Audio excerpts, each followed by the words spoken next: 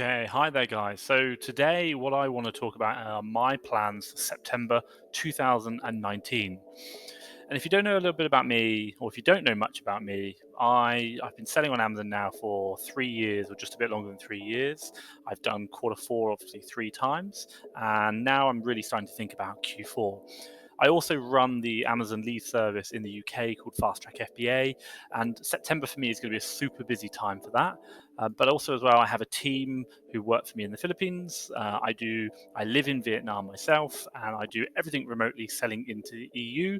And I've been a six-figure seller now, pretty much from the very first year that we started, and I do this all remotely. So today, I really want to talk about three things which I'm doing in September 2019. And I'm going to be looking very much at my money, my team, and my systems in place. So let's do this. Right, the first thing which I want to do is look at my money. Now, September for me isn't so much about, there's huge amounts going on. This is the very first month of Q4, but what I'm really looking at is getting myself set up for Q4. And I probably got about 2 months to just check everything, make sure everything's running smoothly before we really get into the, should we say, the nitty gritty, the all hands on deck, go, go, go, go. So the one thing I always look at now is kind of thinking about getting my finances right. So obviously I've been doing my accounts every single month, not a problem there. But the one thing which I really want to make sure is that when Q4 hits, and I mean we're talking sales are happening October, that I have the finances, the credit lines in place to ensure that I can make the most of those opportunities. Now I'm going to be looking at my things like credit cards. I'm going to be looking at my charge cards. I'm going to be looking at my overdrafts, my any loan facilities. Debt can be quite a dangerous thing, but if you find those deals that are amazing, that you're like, this is not going to happen again, I need to buy deep on this, or you find lots of deals and you want to buy really wide, the last thing I want to happen now is for my money to be able to stop me from buying, and or to slow down buying and slow down the growth of my business. In Q4, people can make, if you say, more money in Q4 than they can in one, two, and three combined if they buy the right products and if they get the right deals. Number one, there's lots of sales happening. And then number two is the fact that there are lots of people buying. So you're able to arbitrage between those two opportunities really quickly and efficiently. You can make a fortune. And it's such a good time of year. And I need to make sure that whenever I find those great opportunities, I'm able to leverage, I'm able to maximize, and I'm able to make the most of every single opportunity that I find. And I understand that one thing really key is my money. So I'm going to be really looking at all the different charge cards, the different credit card options I've got, so that if I want to take that risk, if I want to leverage, and I feel comfortable in doing that with those opportunities, then I will go 100% in and make them happen.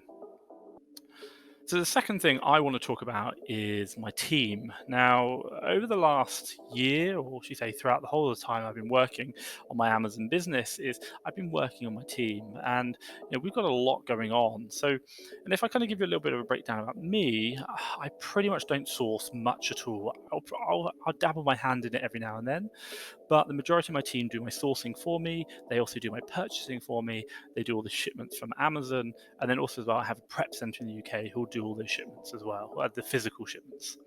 So for me, what I'm really looking at is looking at how my team are sourcing. Now, over the last few months, we've been working on, should we say, really trying to analyze how this is working. Now, the most important thing we've done, which I'll share with you now, is that we've taken a really simple Excel spreadsheet whereby a typical VA, a typical sourcing team member, will write down, should we say, 1, 2, 3, 4, 5, 6, 7, 8, and that's 8 hours in a day. And before they start the day, they'll have a plan. So they might say like Tesco, Tesco, Tesco, Debenhams, Debenhams, Debenhams, Argos, Argos. And they could be doing manual sourcing, for example, or a different type of sourcing. They might do like 3 hours one store, 3 hours another, and 2 hours another. And then what we do is we record not so much what happened or what's there. So here's the plan, and then we record what they've actually done. So did they spend 3 hours on Debenhams? So hour one, they wrote plan was Debenhams. Did they spend Debenhams? And then we record how many deals they found which we purchased. So they might put how many deals we found, and then we record did we purchase that deal. And the reason is this is really useful because what we're trying to do, or what we've done, is we've planned out the week sourcing, or the allocated the time to different sourcing methods and different things, or different stores, manual sourcing to look at. And then at the end of the week, I'll look back over that whole sheet, and I'll do it not just for one VA, but for the whole team. And I'll start spotting that, hey, when we manually source this store, or when we manually source this store, they do really well. But when we do this and this, they don't do well. And what I'm really interested in doing is spotting those differences. And in spotting those differences, I can say to my team, hey guys, last week, really good result. I liked this and this. This week, can we spend some more time on that, please? And for these two things, this and this, I didn't like the results. Can we spend less time on that? And for me, what I found over the last few months is that that's had a real impact, not only on the number of deals that we're finding, but also the number of deals we're purchasing. And ultimately, the real measure of success that I look at is the amount of time or the amount of deals that we get per hour worked. Because that's a really nice way of understanding if I have X amount of hours worked, here's how many deals I'm going to get, and here's how much money I'm going to make from those deals on average. So it allows my business to be really measurable and understandable. So that's me looking at my team and how we source. I'm going to be looking also like how we analyze deals. Now, I have a purchasing manager. She's brilliant. She does all the purchasing for me, but she works through a step-by-step kind of process. So for every single deal, it will be asking literally kind of yes/no questions or some simple questions like, does it meet this? Does it meet this? Does it meet this? And we've kind of optimized these as much as I think so. And now I will, should we say, achieve probably 90% of the deals that I would buy get selected by this process. But it allows me to not have to worry about purchasing and making sure the deals are right. But the one thing which I'm really looking at now is what are those happening to those 10% of deals that maybe I would buy that she's not purchasing? So I'm going to start looking at those and going, is there something maybe in that process? Is there something maybe in that workflow that I can add or I can improve that will allow maybe an extra 5% of deals to get through, i.e., those deals that she's saying no to, that when I review them, I'm like, yes, we should be buying them. So for me this month, I'm going to be really looking at those kind of deals and saying, how are we analyzing those deals? What's going on? And is there any way we can kind of improve the number of deals we're actually buying from the deals we're getting, i.e., making sure we're not missing any good deals that potentially we might do. I'll also be looking at, should we say, what kind of questions they're asking. So my team and my VAs, and we all use Slack and we communicate on Slack. So I'm going to have a look back through the logs. We've got some individual chats and a lot of group chats. So I'm going to look through those group chats. I'm going to start seeing what kind of questions are being asked. And what I'm looking for are reoccurring questions. So I'm looking for things whereby my team are asking the same questions over and over again. And what I'm going to be doing is thinking about, hey, can I put some systems in place? And a really good example would be just yesterday, my purchasing manager said, hey, Tom, the credit card, she went to purchase, I think it was about £2,500 from one supplier. So the credit card didn't work. Obviously, it was maxed out. Not a problem. I hadn't paid it off yet. But she said, can you have a look into it? Now, for us, is she has multiple credit cards. So the simple solution would be for this supplier, how we purchase, you can use the other credit card, not a problem, do that one. But for me at the moment, it's thinking, hey, there's not a rule in place for this. So what's happened is she's had a basket ready for £2,500. She spent a lot of time on it. She put it through the transaction, and now it didn't go through. And now she's put a message to me. She's had to wait a day for me to come back to her, and now I've done it. And for all we know, some of those deals may have changed. We may have lost out on opportunities whereby I could simply now put a rule in, it give her the power and the confidence to make that decision, and she can now go away and buy those deals in future. And what I'm thinking about is this problem happened right now, and it might not be much of an issue now, but this problem is likely to happen again. So when we come into Q4, I want her to be able to say, okay, this meets this criteria, I'll do this part of the rule. So that way, my Q4 is just easier. So she's buying quicker. We're not losing out on so many deals. That's what I'm really thinking about now with my team, making sure that they're right, making sure everything's in the right processes. The other thing which I'll probably do as well is while we're looking at our team, i.e., analyzing where they're going, what they're doing. The one thing which I do quite like doing is analyzing how they're sourcing. So every now and then, what I quite like to do is to say, hey guys, can you all record a 30-minute video? So I asked them to download a Chrome extension called Loom. If you don't know what that is, Loom. And it's a free Chrome extension, and they can literally just record a 30-minute video off their screen as they go. And what I'm looking for is I'm really trying to understand how do they source. Can I recommend maybe, hey, if you think about clicking this way first and then reviewing this product first. I'm trying to look for inefficiencies in the way they're going or the way they're reviewing deals, the way they're sourcing. Because if they're currently, let's say, for example, on average, they're reviewing 10 deals in 30 minutes, that's 3 minutes per deal. And if I can improve that to 15 deals per 30 minutes, then all of a sudden they're going to get so much quicker. And if they're so much quicker now, come Q4, when we're now saying, right, there's a sale on at Argos, go, go, go, go, they're going to be working 10, 20, 30, 40, 50% more efficiently. And as a result, I'm going to be getting more deals quicker. And also, I'm going to be buying the deals quicker before they sell out. So just by recording a 30-minute snippet, I can watch that and give them some feedback and constantly keep giving them that feedback and looking at how they process their, should we say, their sourcing methodology and really just try and improve the way they work. The third thing, which I'm really going to look at now, is, should we say, my partnerships. Now, Q4 is starting, so September is the very first month of Q4, and I will get in contact with my prep center. And I'm going to get in contact with my prep center just to have a conversation, touch base, but also as well to say, hey, what's going on Q4? Anything I need to be aware of? Now, I've done Q4 with my prep center for what now? I think probably 2 years at least, if not 3.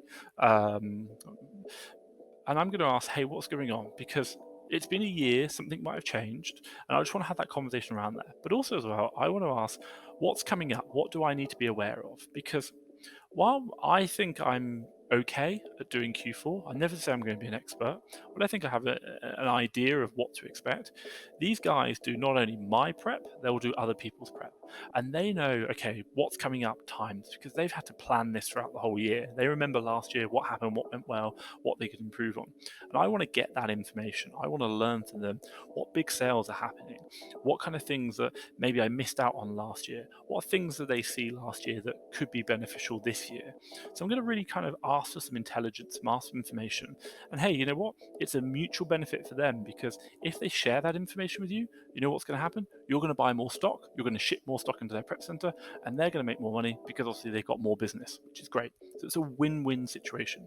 But also as well, I'm going to make sure that my systems are tight, my processes are in place, and that I'm just going to check on how's my VA who deals with all my shipments, how she get on with the with my prep center, everything all right, any problems that I need to be aware of, not that I'm aware of, but anything we could do better as a business to speed up the process, to know that when we're in Q4, we are all hands on deck, go, go, go, and I know that we're efficient and streamlined as possible. And then the final thing, which not so much about September, but I'm just going to be thinking of in my mind, is looking at Christmas Q4. So I'm going to start looking at things like what happened last year. I'm going to be thinking next month about, what happened last year. So what kind of sales went on. I'm going to think about what products I sold, and then also as well, I'm going to be looking. My top tip I'd say is I'm going to go through. I'm going to spend a day going through all the Facebook groups. I'm going to scroll back a year. Yes, my computer is going to hate me for this. We're going to scroll back a year, and I'm going to have a real look at what happened throughout all of these groups throughout, should we say, from middle of October through to the end of December.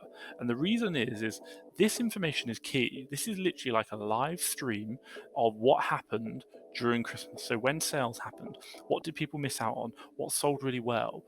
People after they sold out, they're like, oh my God, this did so well. I need to buy this again. Like, I didn't buy enough.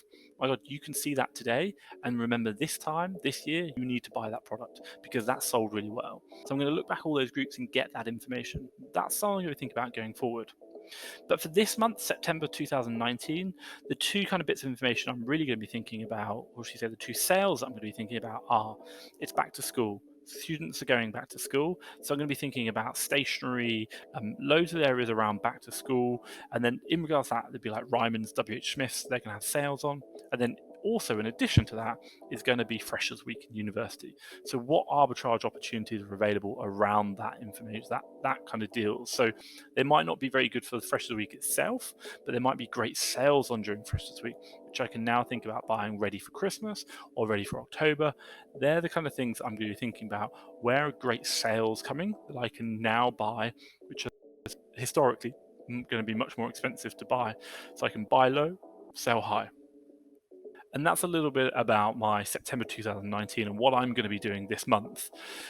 If you like this kind of information, if it's something that you find useful, be sure to give us a big thumbs up. Love a good thumbs up. be sure to click subscribe, which I think is down here. And then finally, give us a comment. Let us know, what your thoughts are. Let us know what you're doing in Q4. And also as well, if you want to join the conversation, I've got a group, Fast Track FBA, and you can search that in down here. It will be available a link, but also just in Facebook group, Fast Track FBA, so you can have a look at it as well. But for me, Thomas Parkinson from Fast Track FBA, thank you very much.